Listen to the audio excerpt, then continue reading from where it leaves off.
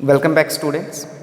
So today we will discuss about flame. So first of all हम जान लेते हैं कि flame होती क्या है. क्लियर बेटा? फर्स्ट ऑफ ऑल हम ये जान लेते हैं कि फ्लेम जो है फ्लेम होती क्या है. ठीक है. So a material produces flame when it vaporises to burn. यानी कोई भी मटेरियल बेटा फ्लेम प्रोड्यूस करेगा जब वो वेपराइज होगा बर्न करने से पहले. मीन्स बर्न होने से पहले वो क्या होगा, वेपराइज होगा, वेपर के फॉर्म में कन्वर्ट होगा. Clear. So for this we have a better example like kerosene. Clear बेटा. सो केरोसिन क्या करता है, it vaporizes before burning. Similarly जो वैक्स होती है बेटा, वैक्स क्या होती है, जब भी हम वहाँ पे हीट प्रोवाइड करते हैं उसे तो वो पहले मेल्ट करती है and after melting it vaporises to burn. Clear. And when it vaporises to burn it produces a flame. Clear. So as you can see that we have a candle flame here. Mainly हम बात करेंगे candle flame के ही बारे में. Got it.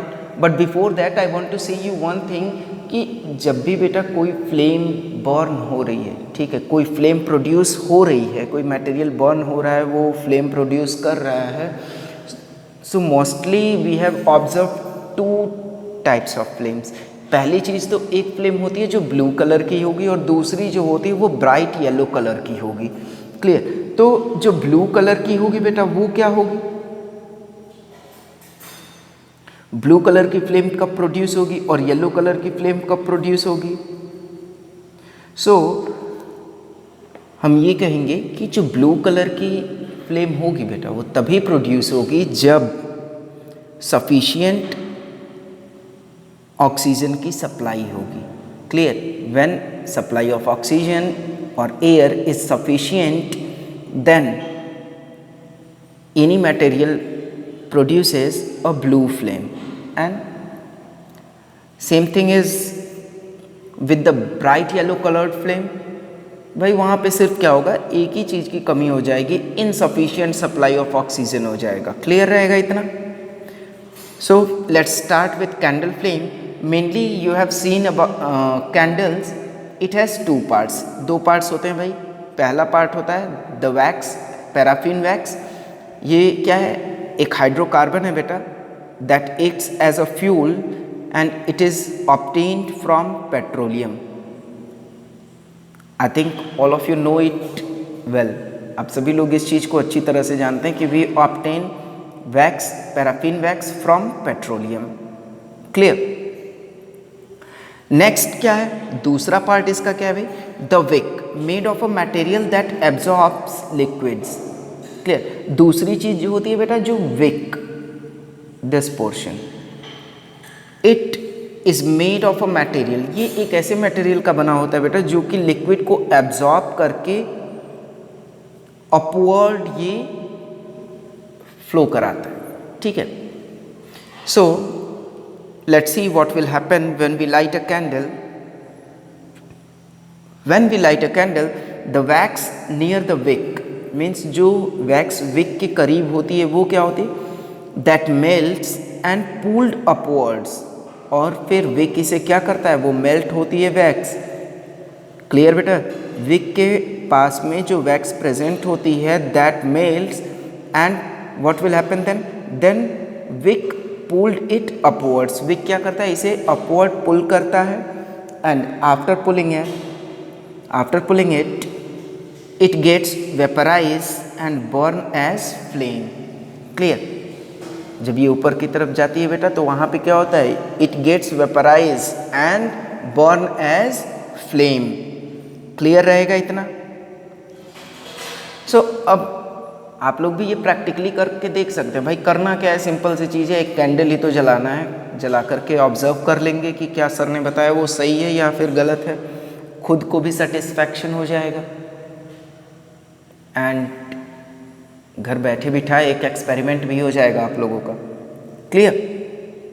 So let's see a candle flame is spindle shaped. As you can see that here एक candle flame जो होगी बेटा वो जब भी आप बर्न करते हैं तो स्पिंडल शेप्ड होती है with 4 main regions with different colours. और इसमें जब आप ऑब्जर्व करेंगे थोड़ा तो इसमें आपको मिलेगा कि इसके पास कितने भाई 4 रीजन्स हैं with different colours. Clear? So what about that regions, पहले उन रीजन्स के बारे में जान लेते हैं, उन एरियाज़ के बारे में। तो फर्स्ट एरिया जो है भाई non luminous zone, we call it as non luminous zone. क्यों भाई?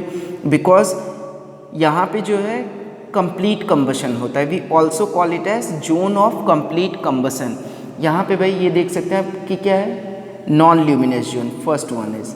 यहाँ पे क्या होता है, कंप्लीट कंबशन होता है।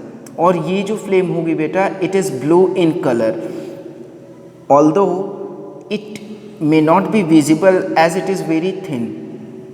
क्लियर? ये थिन होती है बेटा, so may be it not be visible. So यहाँ पे आउटर मोस्ट है ये, और ये हॉटेस्ट पार्ट भी होता है। जो ये फ्लेम का आउटर मोस्ट रीजन है नॉन ल्यूमिनस जोन, और ये हॉटेस्ट पार्ट भी होगा। क्लियर? क्यों हॉटेस्ट पार्ट होगा भाई, क्यों हम इसे जोन ऑफ कंप्लीट कंबशन बोलते हैं? बिकॉज यहाँ पे जो भी ऑक्सीजन की सप्लाई है बेटा वो कंप्लीटली हो रही है, means sufficient supply of oxygen हो रहा है यहाँ पे। Clear? That's why complete combustion occurs here, यहाँ पे कंप्लीट कंबशन होगा। और इसी वजह से क्या होगा, ये फ्लेम का कलर जो होगा भाई ब्लू होगा। Got it? क्लियर रहेगा इतना? Next thing, luminous zone. दूसरी चीज़ हम बात कर लेते हैं ल्यूमिनस जोन के बारे में। सो ल्यूमिनस जोन में क्या होता है भाई, कि ल्यूमिनस जोन जो होता है it is also called as zone of incomplete combustion. इसे हम बोलते हैं इनकम्प्लीट कंबशन जोन। क्यों बोलते हैं इनकम्प्लीट कंबशन जोन भाई? क्योंकि यहाँ पे जो ऑक्सीजन की सप्लाई है बेटा वो प्रॉपर नहीं हो पाती है, means we can say that insufficient supply of oxygen, and that's why यहाँ का जो combustion होता है that is incomplete, so we call it as zone of incomplete combustion। भाई incomplete combustion हो रहा है, because of that carbon particles being produced, carbon particles produce होते हैं, and ये कार्बन पार्टिकल्स जो प्रोड्यूस होते हैं बेटा ये ग्लो करते हैं। कैसे? Gives it bright yellow colour, glow करते हैं और इस फ्लेम को देते हैं ब्राइट येलो कलर। यहाँ ये आप देख सकते हैं, ये रीजन जो ब्लैंक मैंने छोड़ा हुआ है ये येलो कलर का होता है, and that is called as luminous zone also. Clear बेटा? ये येलो कलर का होता है। ठीक है? It also leaves black soots on objects, and ये जो कार्बन पार्टिकल्स प्रोड्यूस हो रहे हैं बेटा इन्हीं की वजह से ऑब्जेक्ट्स पे हम कभी ऑब्जर्व करते होंगे तो कुछ ब्लैक सूट्स लग जाते हैं, छोटे छोटे रेजिड्यू टाइप के पार्टिकल्स लग जाते हैं। Clear? Next zone is dark zone. तीसरा जोन है भाई हमारा डार्क जोन। डार्क जोन में हमने सिंपल सा लिख दिया नो कंबसन जोन, यानी यहाँ पे कोई कंबसन ही नहीं होता है। So it is least hot and inner most zone of the flame. क्या भाई? ये लीस्ट हॉट होता है, सबसे कम गर्म होता है, इनर मोस्ट जोन है फ्लेम का, and surrounding the wax vapours do not burn due to absence of oxygen. यानी यहाँ पे क्या होता है बेटा, ऑक्सीजन की एब्सेंस हो जाती है, एयर की एब्सेंस हो जाती है, that's why it do not burn. जो वैक्स वेपर्स होते हैं वो बर्न नहीं करते हैं। Clear? And before going to the next point, I want to revise these 3 zones once more. Non-luminous zone को बेटा हम लोग कहते हैं, we call it as zone of complete combustion. It is outermost and hottest part of a candle flame, as complete combustion occurs here, and it is blue in color, and it may not be visible as it is very thin. Got it? Next one is luminous zone, zone of incomplete combustion. Clear? यहाँ पे बेटा हमने complete combustion zone इसलिए बोला because of sufficient supply of oxygen. Clear? And here luminous zone, zone of incomplete combustion. moderately hot, middle zone, as the wax vapors do not burn completely. यहाँ पे जो wax vapors हैं वो पूरी तरह से burn नहीं करते हैं बेटा. And carbon particles, whatever the carbon particles produced here, that glows and gives it bright yellow color. जो भी carbon particles produce होते हैं वो glow करते हैं and that provides bright yellow color to this flame, to this region. Clear? And it also leaves black shoots. ये भाई black shoots भी लीव कर देता है, ठीक है, छोड़ देता है ऑब्जेक्ट्स पे. And third one is dark zone. It is known as no combustion zone.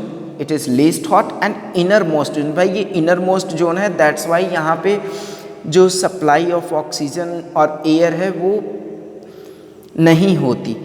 So we call it as absence of air. Due to absence of air wax vapors do not burn. Clear बेटा? Next thing, blue zone.